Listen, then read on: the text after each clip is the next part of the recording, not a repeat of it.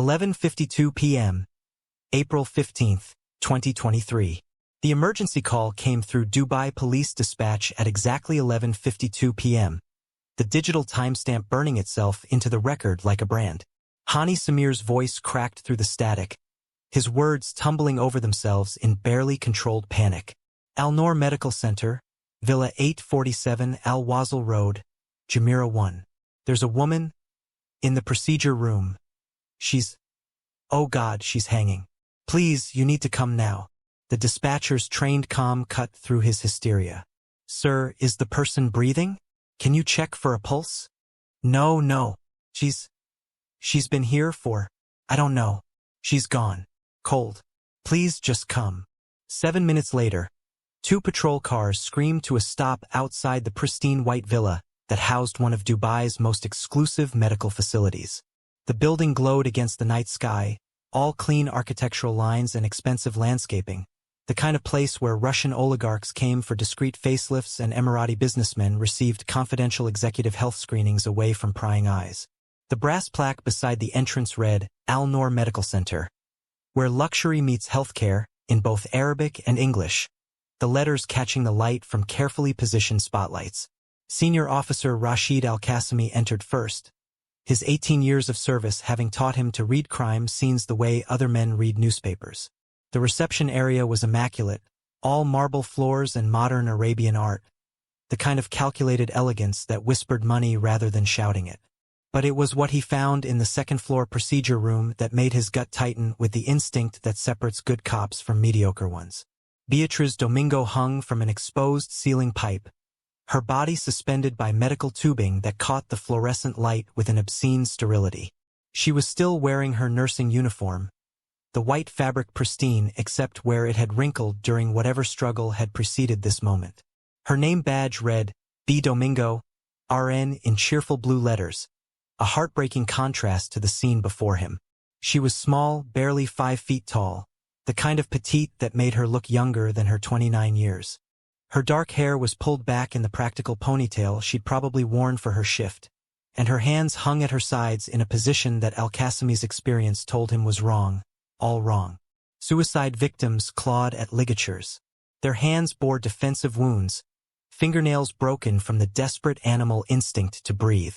This woman's hands were positioned almost naturally, as if someone had arranged them after death. The wheeled medical stool beneath her was kicked to the side, but the angle was off, the distance too great for a body falling from standing height. And then there was her face, peaceful in death except for the ligature marks that told their own story of pressure applied not from body weight dropping but from someone, pulling from behind. Al-Qasimi pulled out his phone and photographed the scene from 6 different angles before anyone could touch anything. Then he stepped into the corridor where 3 staff members stood in a tableau of shock that felt just slightly too rehearsed for his comfort. The head nurse, a Filipina woman in her early 40s named Veronica Cruz, was the picture of devastated professionalism. Her face was pale, her hands trembling just enough to be noticeable but not enough to seem theatrical. She was so stressed lately, Veronica said, her voice catching. I tried to help her, tried to tell her we could work things out with her contract, but she wouldn't talk to me. Oh God, I should have seen this coming. Beside her stood Dr. Samir Naguib, the clinic's medical director, an Egyptian man in his early 50s whose hands shook more violently than Veronica's. He'd already examined the body, he explained, had confirmed death and estimated it had occurred sometime in the last hour. His face was the color of old paper, sweat beading on his forehead despite the aggressive air conditioning, and when Al-Qasimi asked him to describe the scene, the doctor's eyes skittered away like frightened birds. The security guard, Hani Samir, was Veronica's husband, a detail that Al-Qasimi filed away for later examination. He'd been the one to call it in, he explained, after his wife had discovered the body during her rounds. He'd been on his scheduled break from 11 p.m. to midnight, taking his meal in the guard station, monitoring nothing because the cameras had been down for scheduled maintenance. Another detail that made Al-Qasimi's instincts sing warning songs. But it was the phone that told the first real lie. It sat on the counter near the sink, positioned with careful precision, its screen still glowing with the last message sent at 11:38 p.m. "Mama, I'm so tired. I can't do this anymore. I'm sorry." The words were simple, devastating, exactly what you'd expect from a suicide note in the modern age. Except the phone's position was too perfect, too obviously placed for discovery. And when Al-Qasimi lifted it carefully with gloved hands, he noticed the screen was warm but the back was cool, suggesting it had been recently handled but not carried in a pocket against body heat. He looked at Beatriz Domingo's face one more time, noting the slight bruising on her cheek that could have been from the ligature but looked more like the impression of fingers, and made his decision. "I want this scene preserved exactly as it is. No one touches anything. And I need someone from CID here immediately." Veronica's face flickered with something, gone too fast to name. "Officer, I don't understand. It's clearly a suicide. Why would you need criminal investigation?" "Because I've seen real suicides, ma'am. And this isn't one." The woman hanging in that sterile room had been born Beatriz Maria Domingo on June 12, 1994, in Davao City, Mindanao, in a small concrete house in the Bangkal neighborhood, where chickens scratched in dusty yards and children played barefoot in the streets. She was the eldest of 3 children born to Roberto Domingo, a fisherman who smelled of salt and sun and died too young in a boat accident in 2009, and Maria Concepcion Domingo, an elementary school teacher whose salary was measured in hope rather than pesos. B, as everyone called her, had been the golden child, the one who brought home perfect grades and teachers' praise like offerings laid at her parents' feet. She'd earned a scholarship to the University of the Philippines Mindanao, studying nursing not because she loved it necessarily, but because it was the passport every Filipino family dreamed of, the ticket to overseas employment that could transform poverty into possibility. She graduated cum laude in 2016, passed her board exam on the first attempt with a score of 85.4%, and spent the next 2 years working at Davao Regional Hospital for 15,000 pesos a month, roughly $272, watching her mother's diabetes worsen and her siblings' educational dreams dim with each unpaid bill. The decision to go abroad wasn't really a decision at all. It was mathematics. Her brother Carlos needed 80,000 pesos per semester to continue his civil engineering degree. Her sister Isabella's nursing school cost 60,000 pesos annually. Her mother's medication alone consumed 25,000 pesos each month, and the family's crumbling house needed repairs that would cost more than B could save in 5 years of local nursing wages. So she did what hundreds of thousands of Filipinas had done before her. She borrowed 120,000 pesos from relatives to pay the recruitment agency fees, endured the medical examinations and embassy interviews that reduced her to a collection of blood work and credentials, and in March 2019, she boarded Emirates flight EK332 from Manila to Dubai with a suitcase full of practical clothes and a heart full of carefully managed expectations. Her first contract was with City Hospital in Dara, a sprawling 600-bed government facility where she worked 12-hour shifts 6 days a week for 8,500 dirhams monthly, significantly less than the 12,000 the agency had promised but still more than she could ever earn at home. She shared a room in labor camp-style accommodation with 3 other nurses, sent 5,000 dirhams home each month, and told herself the sacrifice was temporary, that she was building something, that the cramped quarters and exhausting shifts and bone-deep loneliness were investments in her family's future. But by early 2021, as her 2-year contract approached its end, Bea found herself calculating the years stretching ahead. At this rate, saving enough to return home and open the community health clinic she dreamed of would take 15 years, maybe 20. She'd be in her 40s, her youth spent in a foreign country, her siblings grown and married, her mother elderly or worse. The thought made her chest tight with something between panic and grief. That's when her friend Rosa mentioned Al-Noor Medical Center. "They're looking for experienced nurses," Rosa said over their usual Sunday lunch of homemade adobo in her tiny apartment. "VIP clients, luxury setting, much better pay. I know the head nurse there, another Filipina. She's looking for someone professional, mature, good English. I thought of you immediately." The interview was held on a Thursday afternoon in January 2021, in an office that smelled of expensive perfume and fresh coffee. Veronica Cruz was warm and welcoming, her smile genuine as she reviewed BEA's credentials. "Your record is exceptional," she said. "Exactly what we're looking for. Professional, reliable, excellent patient feedback." We need nurses who understand that our clients expect a different level of service. Discretion, sophistication, the ability to make people feel cared for rather than processed. B nodded, understanding the coded language of luxury healthcare. She'd worked with wealthy patients before, knew how to be simultaneously competent and invisible, how to anticipate needs before they were voiced. The position offers 11,500 dirhams monthly, private room in a shared apartment, 8-hour shifts with Sundays off, an excellent opportunity for advancement. Veronica's eyes appraised her carefully. You're exactly the type of professional we're looking for, Beatriz. Beautiful presentation, warm demeanor, clearly intelligent. Mr. Al-Mansouri, our owner, takes personal interest in hiring decisions for nursing staff. He appreciates quality. Something in the way she said personal interest made me pause. But the salary increase was substantial, the conditions dramatically better than her current position. She needed this.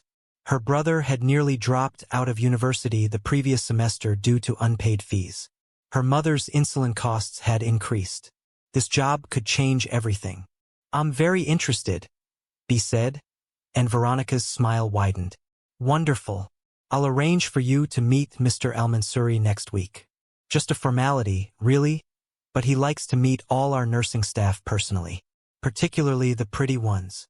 She laughed, and B laughed too, dismissing the comment as harmless, meaningless, just words. She had no way of knowing that she'd just walked through a door that would never quite close behind her, into a system designed to consume women like her one careful step at a time, until the moment they realized they were already caught and screaming would only make it worse. The system that would eventually kill Beatriz Domingo had been refined over years, perfected through trial and error until it ran with the smooth efficiency of any well-designed machine. Yousuf Al-Mansouri hadn't invented the exploitation of foreign domestic workers and healthcare staff. He'd simply systematized it, transforming crude opportunism into an elegant mechanism that protected him while grinding his victims into complicity or silence. Al-Noor Medical Center was his third facility, opened in 2018 with capital from his father's shipping empire and his own real estate investments. At 41 years old in 2023, Yousuf embodied a particular type of Gulf state success story. Educated at Cairo University for the credential rather than the practice, married to Sheikha Latifa in an arrangement that merged two prominent Emirati families, father to 3 children he saw primarily during formal family gatherings. His net worth hovered around $87 million, split between property holdings, medical facilities, and various investment vehicles that generated money while he pursued what he considered his real interests. Those interests centered on the exercise of power in its most intimate forms. Yousuf had discovered early in his business career that ownership of people's visas granted him authority that wealth alone could never purchase. The kafala sponsorship system that governed foreign workers in the UAE was designed to tie employees to their sponsors, making it nearly impossible to change jobs or leave the country without employer permission. For someone like Yousuf, this wasn't just a business structure but an opportunity, a framework that let him transform professional relationships into something else entirely while his targets calculated the cost of resistance and usually, inevitably, chose survival over dignity. The selection process began with Veronica Cruz, whose own history with Yousuf's father had taught her exactly what the system required. She'd arrived in Dubai in 2006, 24 years old and desperate, working as a staff nurse at the original Al-Mansouri clinic. The elder Al-Mansouri had noticed her within weeks, and what followed was a 3-year arrangement that Veronica had learned to reframe as opportunity rather than exploitation. When age and familiarity had ended her usefulness in that capacity, she'd been rewarded with promotion to head nurse and later, a carefully arranged marriage to Hani, the security guard whose loyalty was purchased through housing, salary, and the understanding that his wife's comfort depended on his blindness. Now Veronica served as gatekeeper, identifying candidates who matched Yousuf's preferences. Young but not teenagers, attractive but not so beautiful as to have developed immunity to male attention. Financially desperate enough to be vulnerable but educated enough to be interesting company. She looked for women who were isolated, recently arrived or recently heartbroken, supporting families back home with remittances that consumed most of their salaries. She looked for women who smiled when uncomfortable, who apologized when others wronged them, who had been taught that survival meant making powerful men comfortable. During interviews, Veronica asked questions that seemed innocuous but gathered intelligence. Are you married? Planning to marry soon? How often do you visit home? Do you have many friends here in Dubai? How important is career advancement to you? What would you do for your family? The answers painted psychological profiles, mapped vulnerabilities, identified the pressure points that could be exploited if a woman proved resistant. The candidates who passed Veronica's screening were marked with a green sticker on their files and scheduled for meetings with Yousuf himself. These interviews followed a script refined through repetition. He'd compliment their credentials, express admiration for their sacrifice in leaving home for work, ask thoughtful questions about their career aspirations. He'd position himself as mentor rather than predator, offering vague promises of advancement and professional development.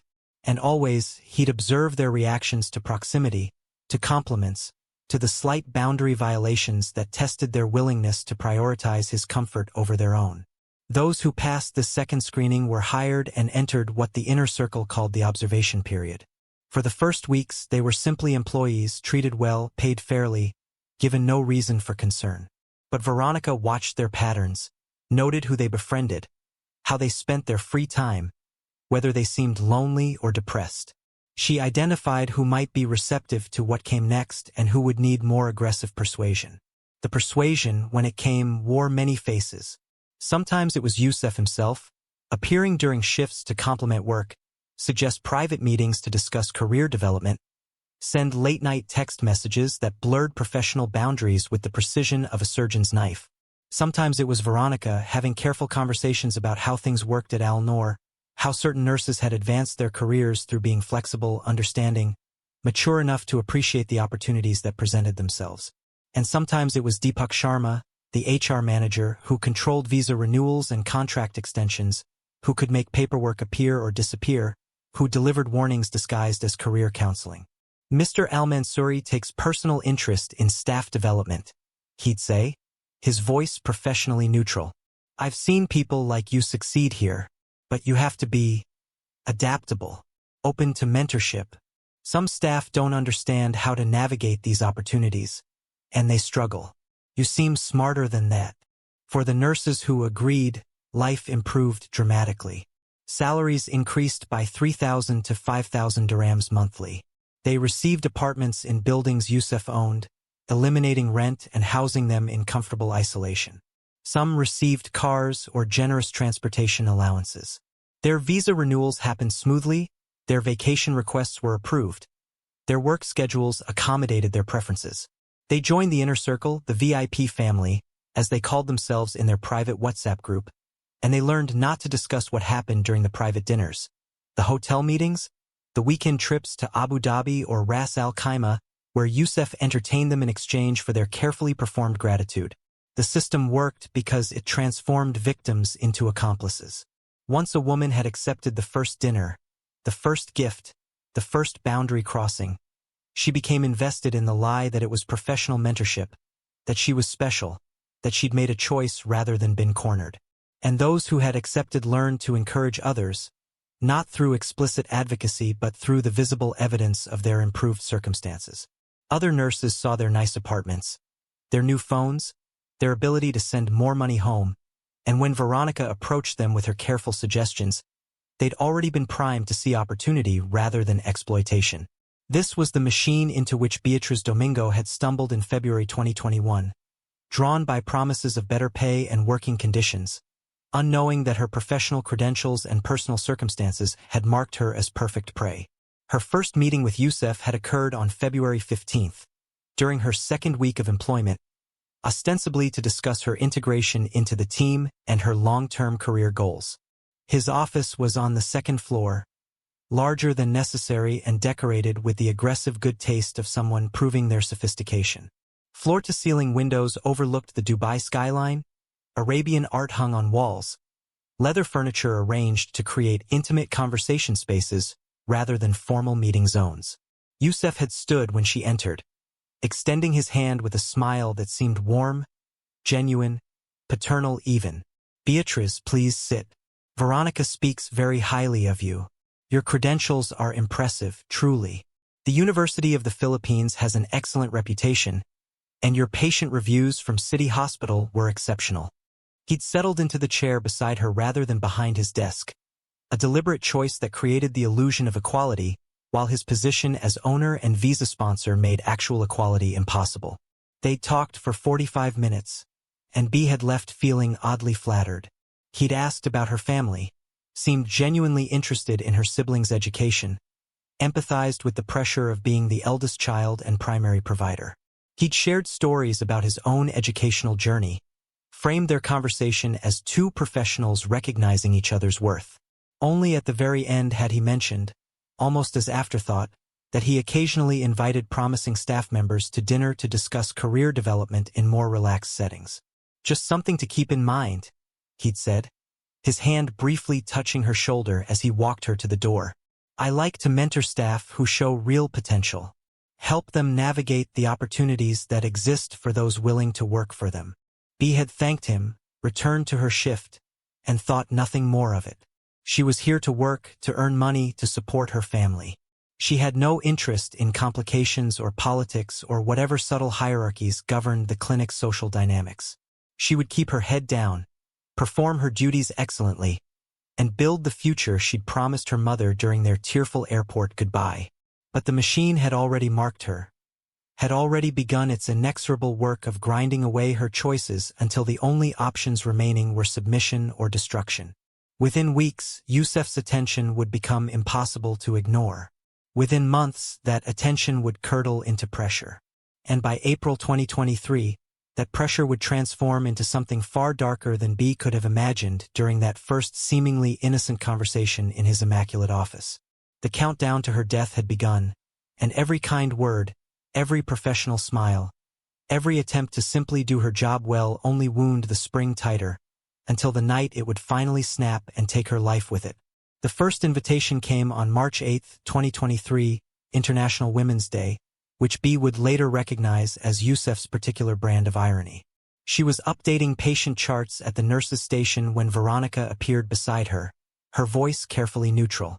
Mr. Al-Mansouri would like you to join him for dinner this Friday, 9 p.m. at Pier Chic. It's a work discussion, professional development.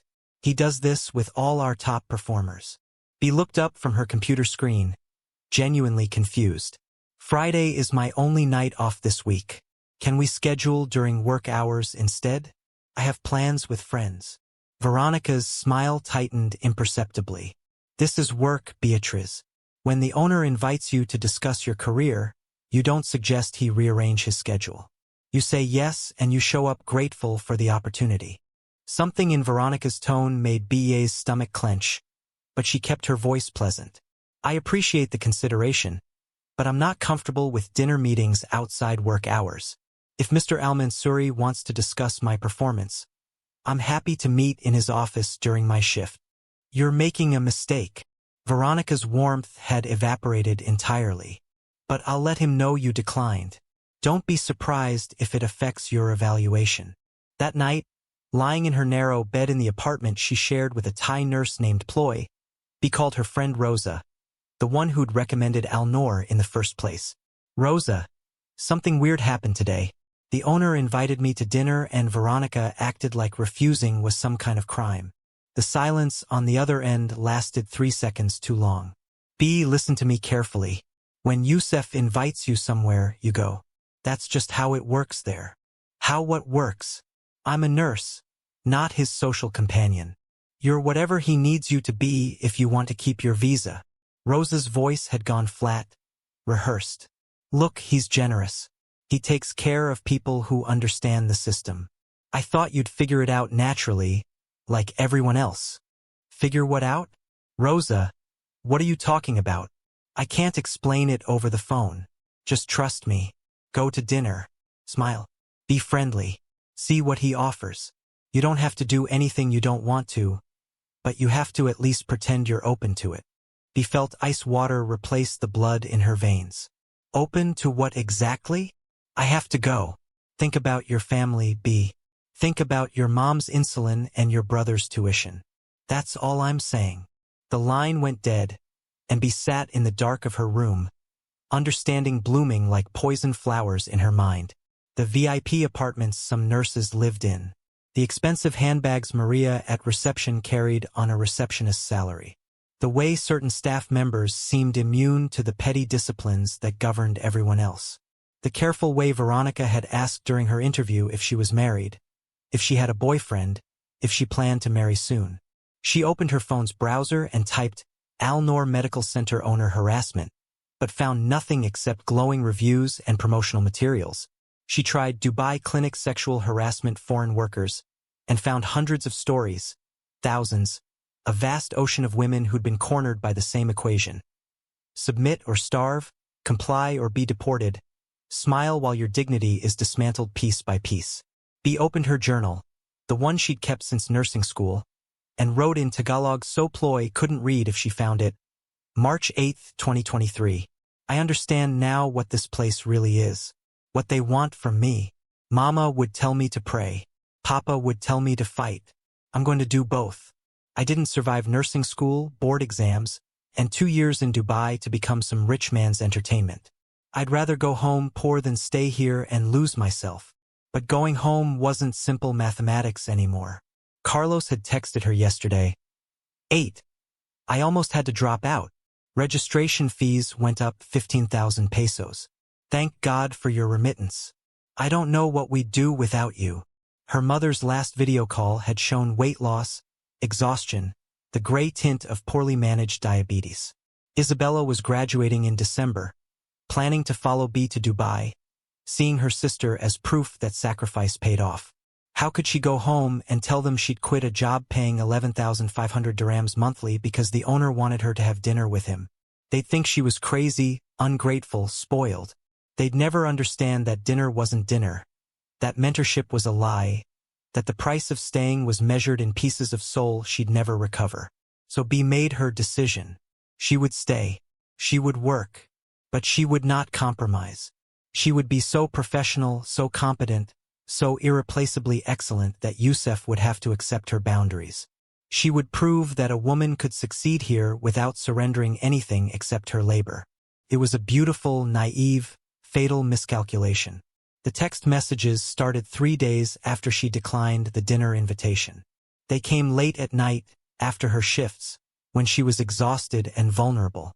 Beatriz, I was disappointed you couldn't make dinner. I had some exciting opportunities to discuss regarding your career development.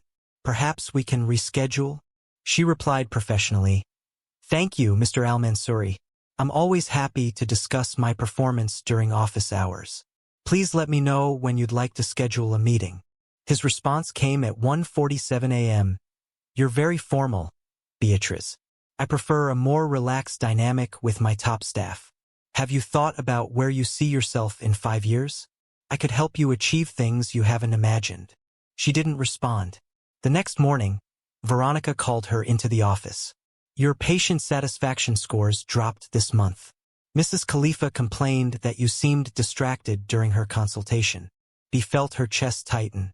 Mrs. Khalifa told me I was the best nurse she'd ever had. She requested me specifically for her follow-up appointment. That's not what our records show. Veronica slid a printed complaint form across the desk.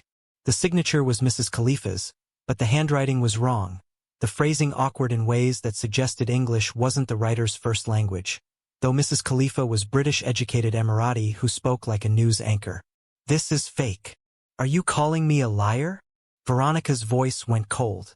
Because if you're suggesting we falsify patient complaints, that's a very serious accusation.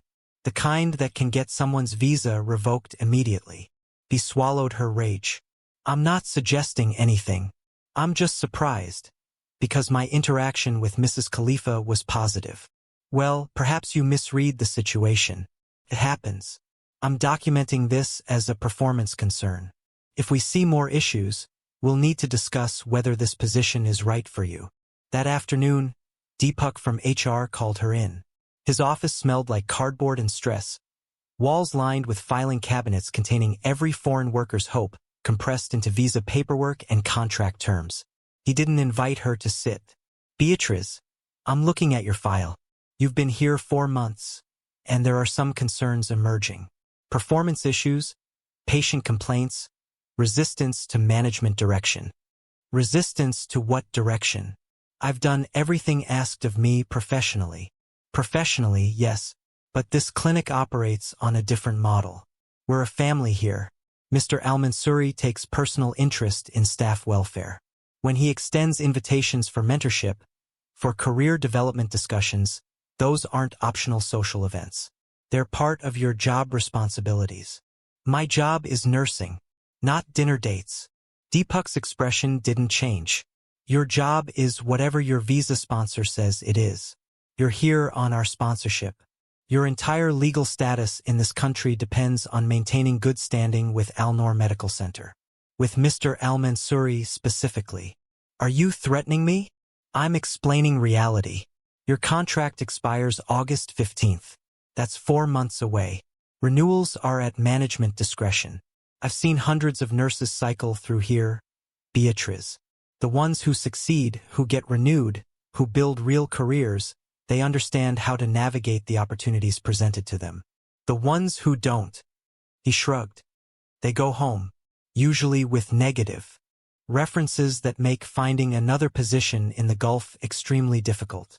So I either have dinner with him or lose my visa. I'm not saying that at all. I'm saying that staff who demonstrate flexibility, who show appreciation for the unique mentorship opportunities available here, tend to have smoother career trajectories. That's all. He walked out of his office feeling like she was drowning in air. That evening, she went to St. Mary's Catholic Church in Oud Metha, the Filipino community's spiritual home, and sat in the empty sanctuary staring at the crucifix. She'd been raised to believe that God rewarded righteousness, that integrity was its own protection, that good people who worked hard and kept their faith would be blessed. But sitting there in the incense-scented dimness, Bea understood that God wasn't going to fix this. That prayer was comfort, not solution. That she was alone in a foreign country with no legal recourse, no power, no protection beyond her ability to withstand whatever punishment Yousuf decided to inflict for the sin of refusing him. She prayed anyway. Lord, I don't know what to do. I need this job. My family needs me to stay. But I can't do what he wants. I won't. Please show me a way through this that doesn't destroy everything I've built. Please. The crucifix stared back, silent and suffering, offering no answers except the reminder that righteousness often ended in crucifixion. By mid-March, the pressure had intensified into something systematic and cruel. Her schedule changed without notice, forcing her into split shifts that left her exhausted and disoriented. She'd work 6 a.m. to 2 p.m., then be called back for 10 p.m. to 6 a.m., the gap too short to truly rest, her body chemistry spiraling into the kind of fatigue that made mistakes inevitable. And mistakes suddenly were everywhere. Medication counts came up short on her shifts, though she knew she documented everything correctly. Patient files went missing, then reappeared with notes suggesting she'd made errors she never made. Her keycard access to certain areas started malfunctioning, causing delays that were documented as tardiness. The other nurses, the ones in the VIP family, stopped talking to her. When she entered the break room, conversations died. When she asked for help with a difficult patient, suddenly everyone was too busy. Maria at reception, who'd been friendly during BA's first weeks, now looked through her as if she was transparent. Only one person showed her any kindness. Fatima, the Sudanese cleaning woman who'd worked at Al-Noor for 15 years. One evening, as Bea sat alone in the break room fighting tears over her cold dinner, Fatima approached and sat down without being invited. "I see what they're doing to you," she said quietly in careful English. "I saw it happen before. To another girl. Lebanese. Her name was Amira." Bea looked up. What happened to her? Fatima's eyes were ancient with sadness. She said no. "Like you. They made her life hell. Like you." Then one day in 2019, they found her dead in her apartment. Pills. Police said suicide. She leaned closer. But Amira's sister came from Lebanon. She said Amira was happy, planning wedding, buying furniture. Not depressed. Sister wanted investigation, but police closed case fast. Deported her within 1 week. "Are you saying they killed her?" "I'm saying she said no, and then she died and nobody asked questions." Fatima stood, gathering her cleaning supplies. "Be careful, Habibti." These people, they protect each other. And foreign worker life, to them, is cheap. That night, Bea couldn't sleep. She researched Amira's case, found one brief mention in a local news website. Foreign worker found deceased in Dubai apartment. Death by suicide confirmed by Dubai police. No investigation. No follow-up. Just another OFW statistic. Another woman who'd come seeking better life and found only an unmarked grave. Bea pulled out her laptop and began documenting everything. Every invitation refused. Every fabricated complaint. Every threatening conversation with Deepak or Veronica. She saved copies to her Google Drive, backed them up on a USB drive she hid in her Bible. She started taking screenshots of Yousuf's text messages before they mysteriously disappeared from her phone. She was building evidence, though she didn't quite know what she'd do with it. Report to police who didn't care about foreign workers? Contact the Philippine embassy, which had limited power over Emirati employers. Go to local media, which was tightly controlled and unlikely to embarrass prominent businessmen. But having the documentation made her feel less helpless, like she had some agency in what was happening to her. She was creating a record, a testimony that would exist even if she couldn't deliver it herself. On April 10th, Yousuf sent a handwritten note, delivered to her station by Veronica. The paper was expensive, cream-colored with his initials embossed in gold. The message was simple. Beatriz, this is your final opportunity. Dinner, Friday, April 14th, 9 p.m., Pier Chic. Come alone. Come ready to discuss your future. If you decline again, I will consider it your resignation. Bea stared at the note, her hands trembling. Friday was 5 days away. 5 days to decide whether to surrender or to sacrifice everything she'd built.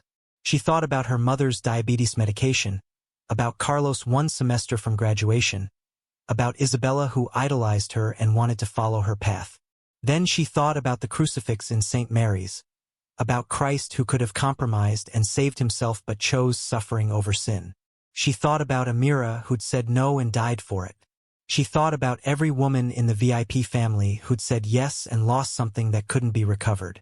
Bea picked up a pen and wrote on the bottom of Yousuf's note, in letters firm and clear, "No, I resign nothing. I compromise nothing. Do what you will." She left the note on Veronica's desk and went back to her patients, her heart hammering but her conscience clear. She had 4 days left to live. April 15th, 2023 began as ordinary days do, with no warning that it would end in murder. Bea woke at 5:30 a.m. in her small room, the call to prayer from a nearby mosque drifting through her window, mixing with the early traffic sounds of Dubai coming to life. She showered, dressed in her crisp white uniform, and spent 20 minutes in prayer before leaving for her shift. Rosary beads moving through her fingers as she asked God for strength she wasn't sure she possessed. The day shift passed in the mundane rhythm of patient care. Vital signs checked, medications administered, wounds dressed, frightened people comforted with competence and gentle words. Mrs. Rahman, recovering from a minor cosmetic procedure, told Bea she was an angel. Mr. Chun, in for his monthly executive health screening, requested her specifically because she was the only nurse who didn't make him feel like a number on a chart. These moments of genuine connection had always sustained Bea, reminding her why she'd chosen nursing despite the sacrifice it demanded. But today, every kindness felt elegiac, like a goodbye she didn't know she was saying at 2 p.m. As Bea prepared to end her shift and head home, Veronica appeared at the nurse's station with a printed schedule in hand. Change of plans. You're covering tonight, 6 p.m. to 2 a.m. Jenny called in sick. Bea's stomach dropped. I wasn't notified. I've been here since 6 a.m. That would be a 20-hour shift.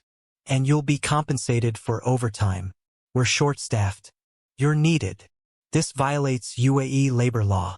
Maximum shift is 12 hours with 8 hours rest between. Are you refusing? Veronica's voice could have frozen blood. Because I can document that as insubordination. Add it to your growing file of performance issues. Bea calculated rapidly. Her apartment was 40 minutes away by bus. If she went home, she'd have barely 2 hours before needing to return. Better to stay, rest in the break room, preserve her energy for what she suddenly, instinctively knew was coming. I'll stay, but I need proper meal breaks and access to the sleep room. Of course, we take care of our staff. Veronica's smile was a knife wrapped in silk. The afternoon hours crawled past in the clinic's break room, where Bea tried unsuccessfully to nap on the worn sofa. Her mind too alert, her body thrumming with formless anxiety. She called her mother at 4 p.m., catching her before bed in Manila. Anak, you sound tired. Are you taking care of yourself? I'm fine, Mama. Just a long day. How are you feeling? Better, better. The new insulin is helping. Carlos sent me photos from his engineering project. He's going to graduate top of his class, B. Because of you. Because of your sacrifice. Guilt and love twisted in B.A.'s chest. That's wonderful, Mama. I'm so proud of him. And Isabella got her final exam results. 94% in pharmacology. She'll be an excellent nurse, just like her 8. She wants to work in Dubai too, to be near you. Mama, maybe she should consider staying home, working in the Philippines. Why? You've built such a good life there. Good job, good pay. She wants what you have. What I have, bethought. A visa tied to a predator's whim. A job that's become a trap. A future that ends in 4 months unless I surrender something I can't recover. Let's talk about it later, Mama. I need to get ready for my shift. Siggy, Anak, I love you. God bless you always. I love you too, Mama. B.A.'s voice broke slightly. Pray for me tonight? Always, Anak. Always. The call ended, and B sat in the empty break room, staring at her phone's screensaver. A photo of her family taken before her father died. Everyone smiling, everyone together. Everyone still believing that hard work and faith would be enough to keep them safe. She wanted to call back, to tell her mother everything, to hear her say what she should do. But what could her mother do from 6,000 kilometers away except worry? What could anyone do except watch her drown? Bea opened her journal and wrote what she didn't know would be her last entry. April 15, 2023. I'm scared. Something feels wrong about tonight. If something happens to me, I want my family to know. I never compromised. I never surrendered. Whatever happens, it's because I chose dignity over survival. I don't regret that choice. I hope they understand. I hope they forgive me for not being stronger. God, protect them. Amen. The evening shift was eerily quiet. Only 3 staff members besides B. Dr. El Sayed, who avoided her eyes and seemed to be drinking more coffee than any human should consume. Hani, the security guard, Veronica's husband, who watched B with an expression somewhere between pity and guilt, and Veronica herself, who had no legitimate reason to still be present at 8 p.m. but sat in her office, door open, monitoring the hallways like a spider sensing vibrations in her web. The last patient discharged at 9:30 p.m., leaving the clinic empty except for staff. Bea busied herself with inventory and paperwork, anything to avoid the suffocating silence. At 10:15 p.m., she heard the distinctive sound of Yousuf's Bentley pulling into the private garage. The engines were too expensive to mistake. Her hands froze on her keyboard, heart suddenly hammering. Footsteps on the stairs, his office light flicking on. The murmur of voices as Veronica went to greet him. Then, at 10:47 p.m. exactly, Veronica appeared at the nurse's station. Mr. Al-Mansouri needs to see you. His office. Now. About what? Your contract renewal. Your performance issues. Your future here. I suggest you don't keep him waiting. Bea stood slowly, her legs weak but her spine straight. She thought about refusing, about calling a taxi and leaving immediately, consequences be damned. But her passport was locked in the clinic safe, standard practice for foreign workers, ostensibly for security but effectively for control.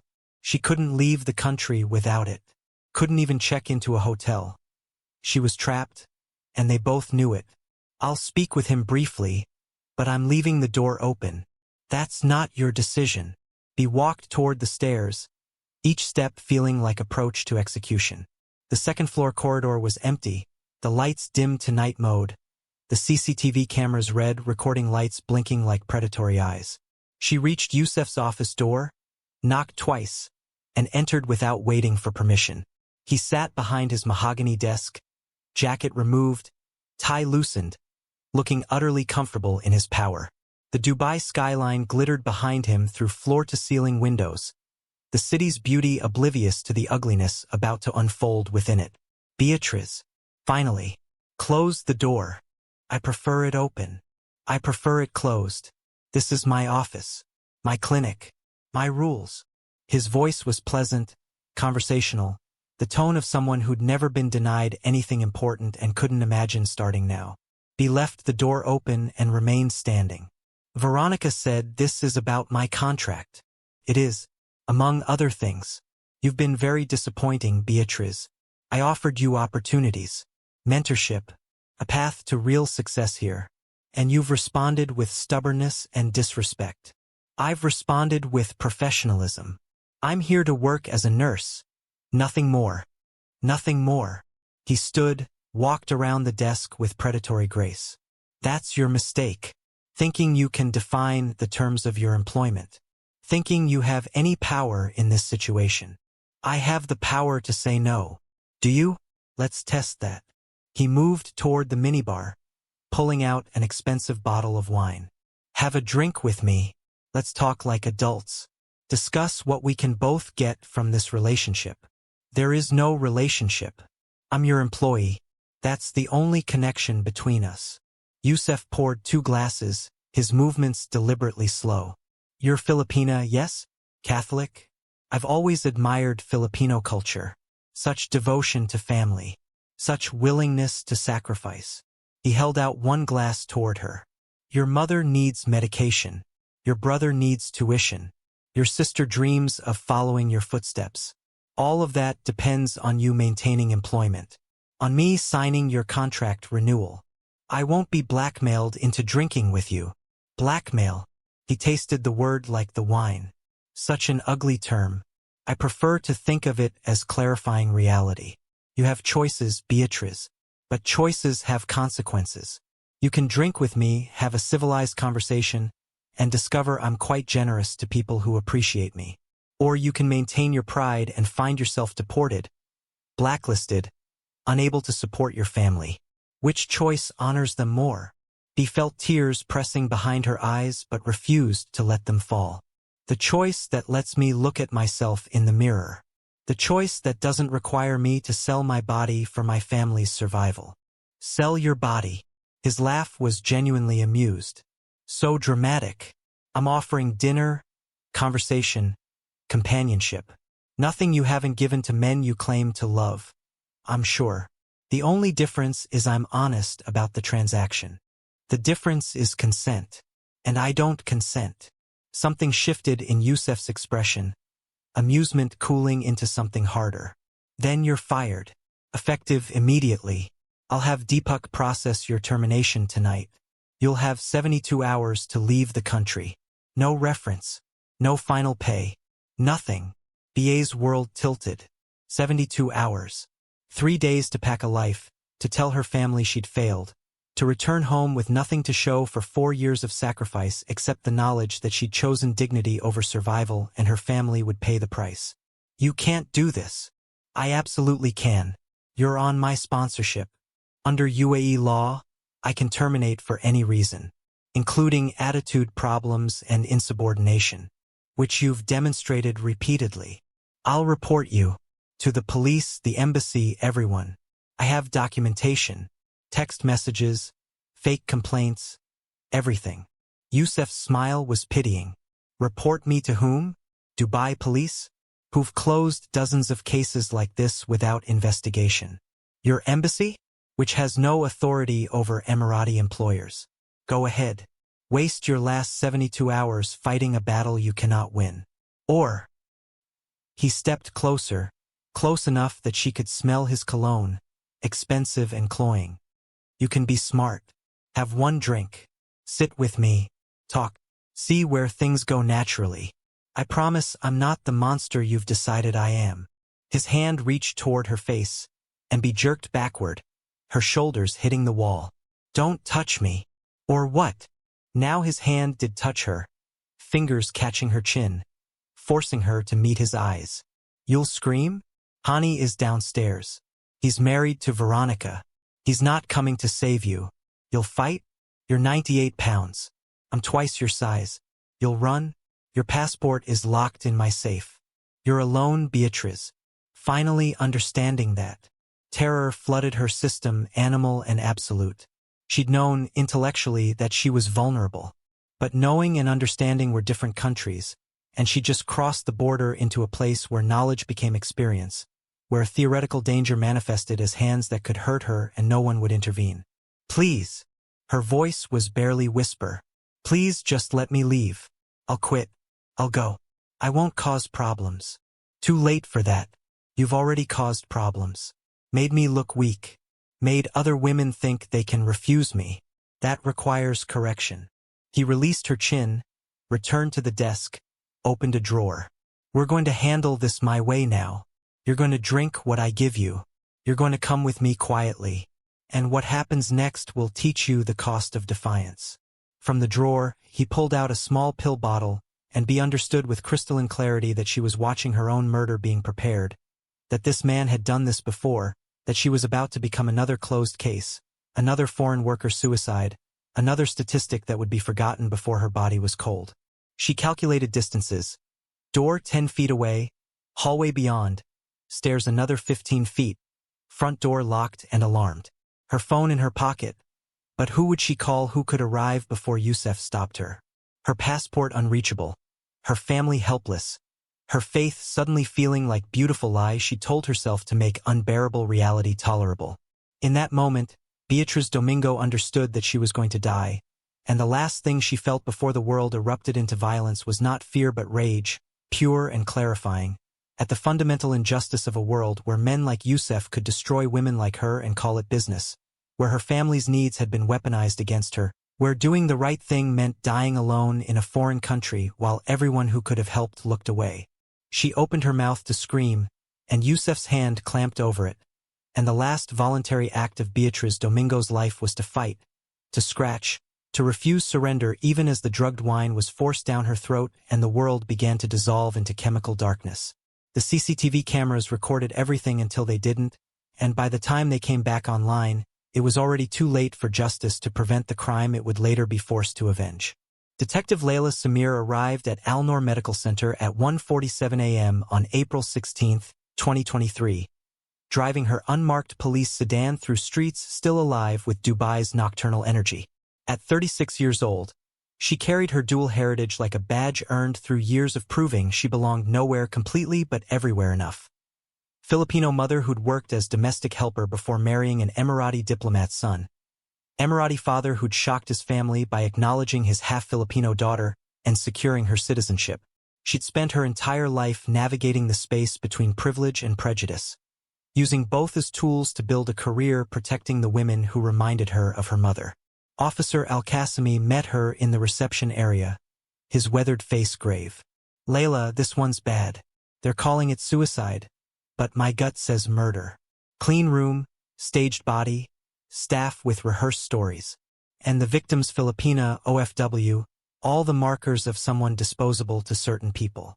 Show me everything. The procedure room still smelled of death and industrial cleaner. The body removed, but its absence somehow more present than furniture. Layla moved through the space with the methodical attention of someone who understood that crime scenes spoke languages most people couldn't hear. She photographed the ceiling pipe where the ligature had been attached, noting its height and position. She examined the wheeled stool allegedly kicked away, measuring the distance from the body's final position and calculating the physics of a fall that didn't match the evidence. The lividity pattern is wrong, she said, crouching where B had hung. Blood pools in the lowest points after death. But the medical examiner's preliminary notes show pooling in her back and buttocks, suggesting she was lying down for some time after death before being positioned here. Suicides don't rearrange themselves post-mortem. She moved to the counter where BEA's phone had been found. Its screen dark now, but the ghost of its last message hanging in the air like an accusation. The text message. Mama, I'm so tired. I can't do this anymore. I'm sorry. When was it sent? 11:38 p.m. Al-Qasimi read from his notes. about 14 minutes before the body was discovered. But if she sent it at 11:38, then immediately hanged herself, why did discovery take 14 minutes? Where were the staff? Why was no one checking on her? Layla pulled out her tablet, accessing the phone's forensic analysis that the tech team had already begun. And look at this. The text was typed on the clinic's Wi-Fi network, not cellular data. The keystroke timing shows long pauses between words, like someone unfamiliar with her phone was composing it. And the geolocation data shows the phone stationary during composition, but witness statements say she was moving around during her shift. Al-Qasimi's expression darkened. So someone else sent it. Someone who had access to her unlocked phone, who knew her mother's contact, who wanted to establish a suicide narrative. Someone who was here. Layla stood, her mind already assembling the architecture of conspiracy. I need to see the CCTV footage. All of it. And I want every staff member who was present tonight in interview rooms by 3 a.m. No one goes home. No one talks to each other.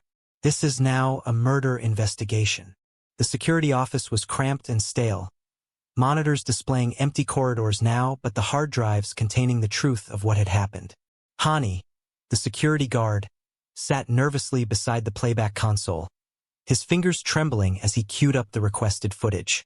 There's a gap, he admitted before Layla could discover it herself. Scheduled maintenance on the second-floor corridor cameras. 11 p.m. to midnight. IT department ordered it. Convenient timing. Layla's voice was ice. Who authorized this maintenance? Deepak Sharma, HR manager. He coordinates with IT on technical issues. And you didn't think it was suspicious that cameras went down the exact night an employee died? It was scheduled. I didn't question it. You're married to the head nurse, correct? Veronica Cruz. Hani's silence was confirmation enough. Layla made a note. Compromised witness. Possible accomplice. She turned her attention to the monitors. Show me everything before the gap. Starting from 10 p.m. The footage rolled, and Layla watched Beatriz Domingo's last hours unfold in grainy black and white. At 10:47 p.m., Bea walked toward Yousuf's office, her body language broadcasting reluctance. Arms crossed protectively, stride hesitant. The timestamp was precise, unforgiving in its documentation of the moment she walked into the trap. At 10:58 p.m., the camera captured something that made Layla's breath catch. Yousuf supporting a semi-conscious Bea toward the procedure room, her legs barely functioning, her head lolling against his shoulder. And there, waiting outside the procedure room like a stage manager cueing actors, was Veronica Cruz, her face visible for just seconds but long enough to see the cold calculation in her expression. Freeze that frame. Layla leaned closer, studying Veronica's posture. The way she checked her watch, the absence of surprise at seeing her boss carrying an incapacitated employee. She was expecting them. This was planned. At 11 p.m., the screen went black. Scheduled maintenance. 60 minutes of darkness that should have hidden everything. But at 11:30 p.m., the cameras restored, and Layla felt the thrill of a case breaking open as she watched three figures exit the procedure room in sequence. Dr. El Sayed at 11:31 p.m., his face ashen and his gait unsteady.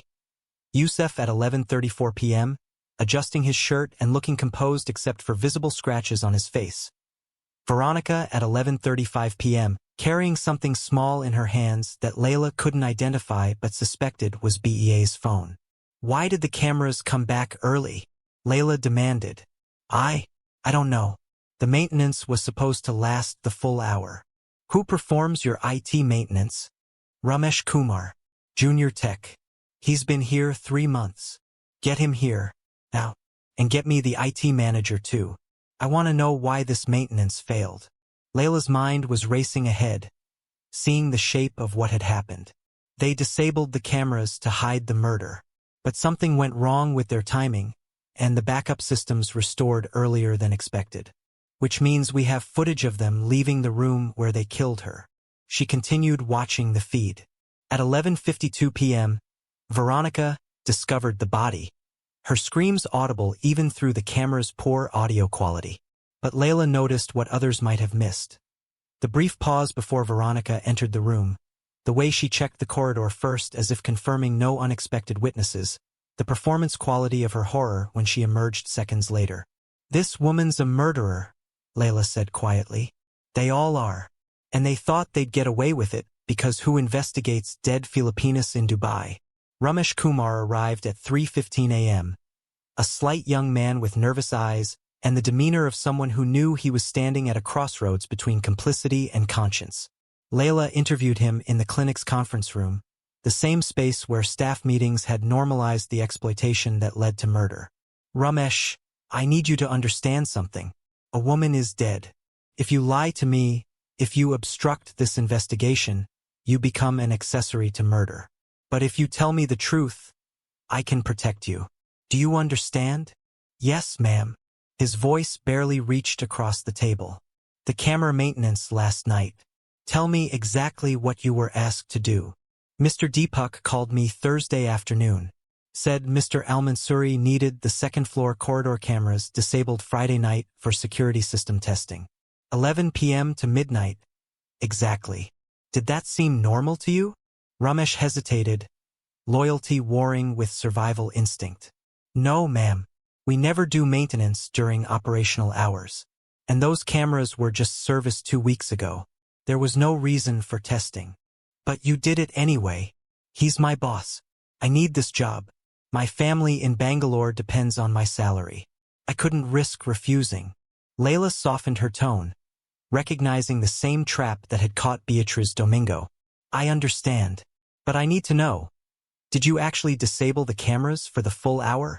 "I disabled them at exactly 11 p.m., like ordered. But I set them to auto-restore at 11:30. I don't know what I thought, that maybe the hour was too long.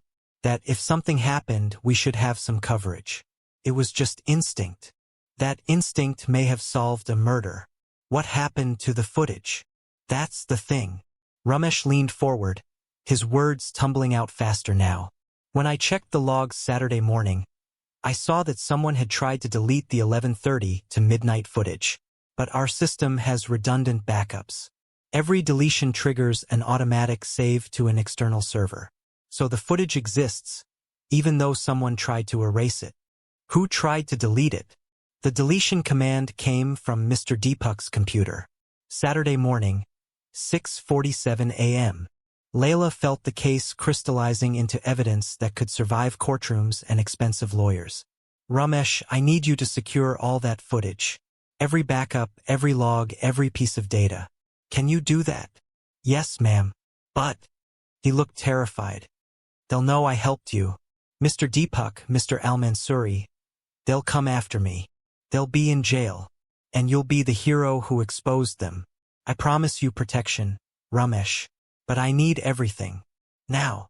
By 4:30 a.m., Layla had assembled evidence that painted a picture of premeditated murder. CCTV footage showing Yousuf drugging and moving B, Veronica's suspicious positioning, Dr. El Sayed's presence in the death room, the fabricated suicide text, the attempted deletion of incriminating footage. But she needed more. She needed confessions. She needed someone inside the conspiracy to crack. Dr. Samir Naguib was her target, and she knew it within minutes of starting his interview at 5 a.m. He sat across from her in the interrogation room, a broken man whose hands wouldn't stop shaking, whose eyes kept darting to the door as if calculating escape routes that didn't exist. "Doctor, you examined Beatriz Domingo's body and determined cause of death was suicide by hanging, correct?" "Yes." His voice was barely audible. "That's interesting because I've reviewed the autopsy findings.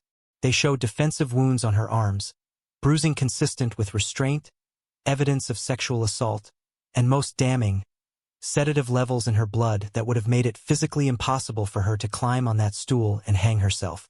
So either you're incompetent or you're a liar. Which is it?" I examined her quickly. "I might have missed." "You didn't miss anything. You covered it up. Just like you've covered up God knows how many other crimes in this clinic. But this time there's evidence you can't erase. CCTV footage puts you in that room when she died. Digital logs show you signed out sedatives hours before her death. Your medical license, your freedom, your entire life depends on what you say in the next 5 minutes. So I'll ask once, what happened in that procedure room? Dr. El Sayed's face crumpled, years of complicity finally collapsing under the weight of actual consequence. He made me. Yousuf made me. He said if I didn't help, he'd expose my prescription fraud, report me to medical board, destroy my career. I have family in Cairo, 3 children in university. I couldn't lose everything. So you helped him murder a woman instead. I didn't know he'd kill her. I thought he just wanted to scare her, to drug her enough that she'd be compliant, that she'd finally agree to his arrangement. But when we got her in the room, she fought back even sedated, scratched his face, screamed. And the doctor's voice broke. He said she'd made herself a liability, that she'd report him, that we had to make it look like suicide. He and Veronica, they planned it while she was semi-conscious. I begged them not to, but Veronica said it wasn't the first time. Layla's blood went cold. What do you mean, not the first time? There was another girl, 2019. Lebanese nurse named Amira. Same situation. She refused him. She died. We called it suicide then too. I signed the death certificate. And I've lived with that guilt every day since. Who else knows about Amira? Everyone who's there now. Yousuf, Veronica, Deepak, Hani. We're all guilty. We're all complicit. And when Beatriz became a problem, we all knew what would happen. We just didn't stop it. Layla's tape recorder captured every word, every damning admission, every detail that would build the case that would put them away. Doctor, I need you to write everything down. Every crime, every cover-up, every person involved. And then I need you to testify. Full cooperation, full disclosure. It's your only chance at any mercy from the court. I'll do it. God forgive me. I'll do it. By sunrise on April 16th, Detective Layla Samir had 3 suspects in custody, 1 full confession, forensic evidence that told an irrefutable story, and the foundation of a case that would shake Dubai's comfortable assumption that foreign workers' lives were cheaper than the reputations of wealthy men. She stood on the clinic's balcony watching the city wake up, the sunrise painting the skyline in shades of gold and blood, and thought about Beatriz Domingo, who died for the radical act of saying no. I've got them, she whispered to the ghost of a woman she'd never met. I promise you, I've got them all. The trial of Yousuf Al-Mansouri, Dr. Samir Naguib, and Veronica Cruz began on June 20, 2023, in Dubai Criminal Court, and from its first day became the most watched legal proceeding in UAE history. International media descended on Dubai. Filipino community organizations staged daily vigils outside the courthouse, and human rights groups seized the case as evidence of systemic exploitation that had been ignored for decades. For once, the comfortable fiction that foreign workers were treated fairly in the Gulf states faced evidence too overwhelming to dismiss. Lead prosecutor Fatima Al-Ketbi was a woman who'd built her career on winning cases that mattered, and this one mattered more than most. She was Emirati by birth and conviction, but also someone who understood that her country's international reputation had been purchased partly through the suffering of people who'd built its towers and staffed its hospitals and cleaned its houses for wages that mocked their humanity. This case was her chance to prove that justice in Dubai didn't depend on passport color or bank account size. Her opening statement was surgical in its precision. The defense will try to make you believe that Beatriz Domingo was an unfortunate woman who took her own life under the pressure of work stress and immigration anxiety. But the evidence will show you something entirely different. You'll see CCTV footage of the defendants carrying a drugged woman to her death. You'll hear confession testimony from Dr. El Sayed admitting to his participation in murder and cover-up. You'll see forensic evidence proving that Beatriz Domingo fought for her life against her attackers. And most importantly, you'll understand that this wasn't spontaneous violence but a systematic mechanism of exploitation that has operated at Al-Noor Medical Center for years, destroying women who dared to protect their dignity. The prosecution's case unfolded over 3 weeks of testimony that left the courtroom sometimes silent with horror, sometimes stirring with anger. Detective Layla Samir walked the jury through her investigation, showing them the breadcrumbs of evidence that revealed conspiracy. The convenient camera maintenance, the deleted footage that Ramesh had preserved, the text message that forensic analysis proved couldn't have been written by Beatriz.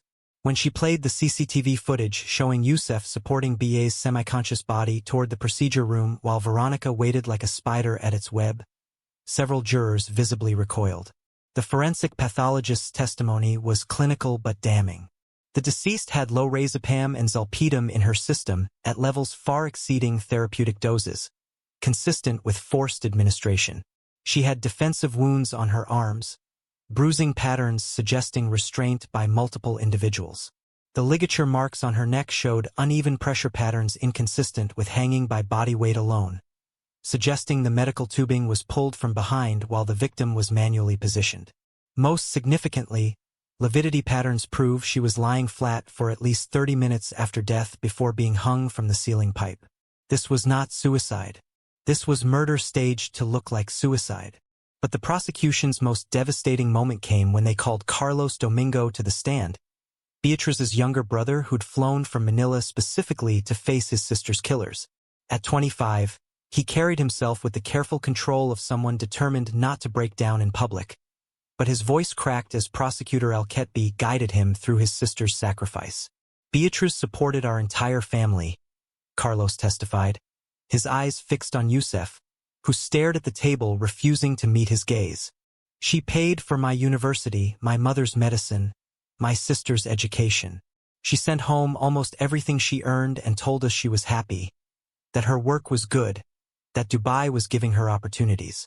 She protected us from knowing what she was suffering.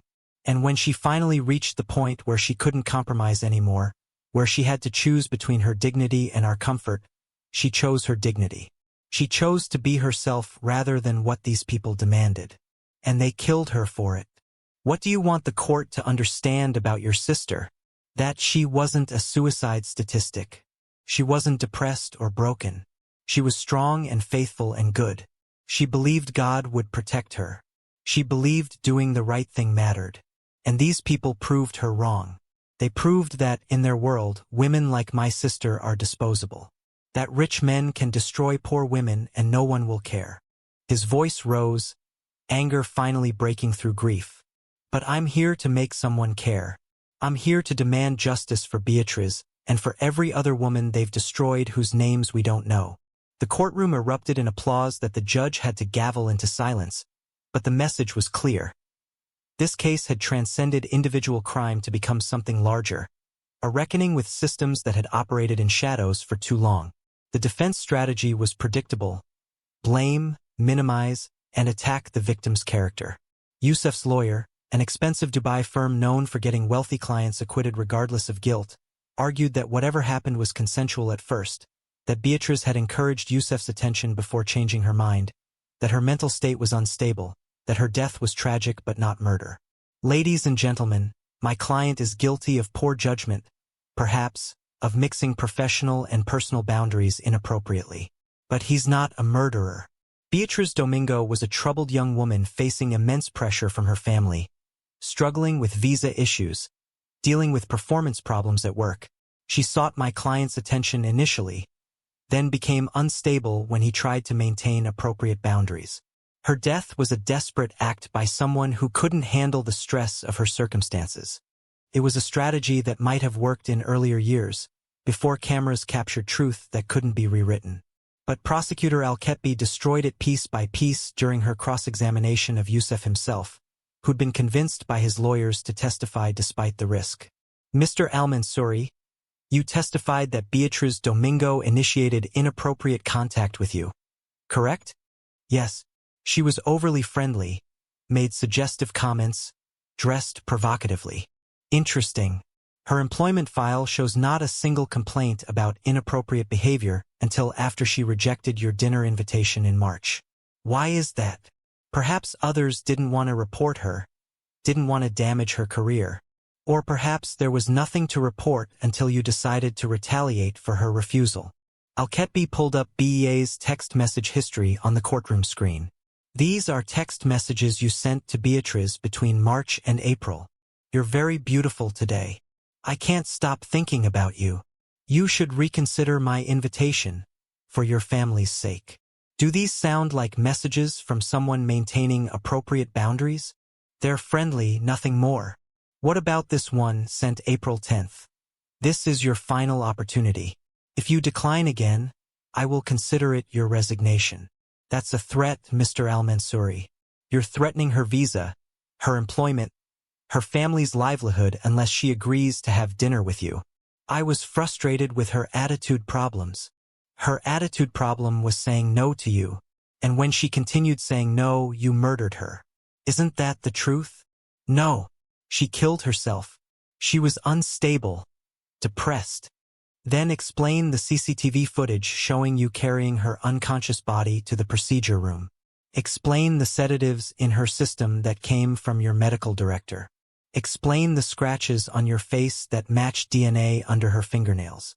Explain how a suicidal woman managed to send a text message after she died. Yousuf's composure shattered. She wouldn't stop fighting. Even drugged, she kept fighting, kept saying no. She made me look weak. She made everything complicated when it should have been simple. The courtroom went silent. In his rage, Yousuf had confessed, had admitted that Beatriz fought, that he drugged her, that her refusal had been the cause of what followed.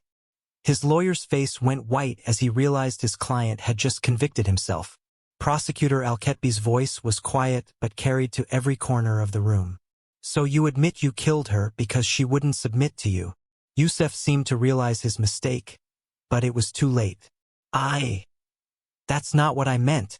No further questions, Your Honor. On July 28, 2023, after 8 hours of deliberation, the jury returned guilty verdicts on all counts. Judge Khalid Al-Mazrui, known for his strict interpretation of Islamic law and his reputation for refusing to let wealth influence justice, delivered sentences that sent shockwaves through Dubai's business community. Yousuf Khalid Al-Mansouri, you have been found guilty of premeditated murder, sexual assault, coercion, and evidence tampering. You used your position of power to systematically exploit vulnerable women, and when one woman refused to surrender her dignity, you took her life. Under UAE law, I sentence you to death by firing squad. The sentence would later be commuted to life imprisonment after appeals, but the symbolic victory was complete. An Emirati businessman held accountable for murdering a foreign worker, something many had believed impossible. Dr. Samir Naguib, your cooperation and confession have been noted. However, you participated in murder and covered up another crime in 2019. I sentence you to 25 years imprisonment. Veronica Cruz, you betrayed every woman who trusted you, fed vulnerable people to a predator, and participated directly in murder. I sentence you to 30 years imprisonment. Deepak Sharma received 15 years for conspiracy and evidence tampering. Hani Samir received 10 years as accessory after the fact. The VIP family members who'd enabled the system received shorter sentences, but the message was clear. The entire apparatus of exploitation had been dismantled, and everyone who'd participated would face consequences. The impact of Beatriz Domingo's case rippled outward in ways that transcended individual justice. The Philippine Embassy in Dubai established the Beatriz Domingo Legal Aid Center, providing free legal support to OFWs facing abuse. UAE labor law was reformed to include mandatory independent exit interviews for all foreign workers, anonymous reporting systems for harassment, and severe penalties for employers who confiscated passports. Dubai Health Authority revoked Al-Noor's license and launched investigations into 14 other medical facilities with suspicious patterns of staff turnover. Most significantly, Amira's 2019 case was reopened based on Dr. El Sayed's confession. Her family in Lebanon received acknowledgement that their daughter had been murdered, not suicided. The case became catalyst for broader investigation into OFW deaths throughout the Gulf states, revealing a pattern of unexplained suicides that investigative journalists and human rights organizations began documenting with renewed urgency. For Beatriz's family, the victory was hollow comfort against permanent loss. Maria Domingo, now 56 and in declining health, attended the trial via video link from Manila, watching the men who killed her daughter receive sentences that could never balance the equation of her grief. Carlos graduated civil engineering in 2024, dedicating his degree to his sister and becoming an advocate for OFW rights in the Philippines. Isabella finished nursing school but chose to work domestically, unwilling to risk what her sister had suffered. On April 15, 2024, the first anniversary of BEA's death, over 3,000 people gathered at St. Mary's Catholic Church in Dubai for memorial mass. Detective Layla Samir attended, as did Ramesh Kumar, whose preservation of evidence had been crucial to conviction. Father Miguel, who'd heard BEA's last confession, delivered a homily about the cost of integrity and the necessity of standing against injustice even when the price is unbearable. Beatriz Domingo said no, he told the congregation. In a world that demanded her compliance, she said no. In a system designed to break her, she refused to break. And though they took her life, they couldn't take her choice. She died with dignity intact, with faith unshaken, with the knowledge that she'd surrendered nothing of her essential self. We honor her by refusing to let her death be meaningless, by fighting for every woman still trapped in systems of exploitation, by saying no, together, to injustice wherever it exists. As the mass ended and candles were lit in BEA's memory, Layla stood in the church courtyard watching hundreds of Filipino workers hold photos of the woman they'd never met but who represented something larger than herself. She thought about the other cases that had crossed her desk, the ones that had been closed as suicides without investigation, the women whose families had accepted official explanations because they had no power to demand truth. The fight wasn't over. One conviction, one reformed system, one case of justice served couldn't undo decades of exploitation. But it was a beginning. And beginnings, Layla had learned, were sometimes all you could hope for in work that dealt with evil's ordinary operations. She pulled out her phone and looked at the photo she'd saved. Beatriz Domingo's last Instagram post, taken the day she died, showing Dubai's sunset with the caption "God is good always." The young woman in the photo smiled at a future she didn't know she'd never see, believing in goodness that the world hadn't earned. "You were right," Layla whispered to the image. "God is good, but humans aren't. And that's why some of us have to fight for the ones who can't fight anymore." She uploaded her own photo to social media, the courthouse where justice had been served, with a simple caption, #JusticeForB. One case solved. Thousands more to fight for. The work continues. Within hours, it had been shared 10,000 times by OFWs across the Gulf, by activists in Manila and Lebanon and Nepal and everywhere that people were tired of seeing their daughters and sisters and mothers treated as disposable. Beatriz Domingo's death had become a rallying cry, her name a promise that someday, maybe, the systems that destroyed her would themselves be destroyed. That was the legacy she'd left. Not the life she'd planned, not the clinic she'd dreamed of opening, not the family she'd hoped to raise, but something larger, a fracture in the machinery of exploitation that might, eventually, bring the whole corrupt edifice down. In the end, she'd said no, and that no had echoed loud enough to change the world, one painful increment at a time. Her sacrifice hadn't been meaningless after all.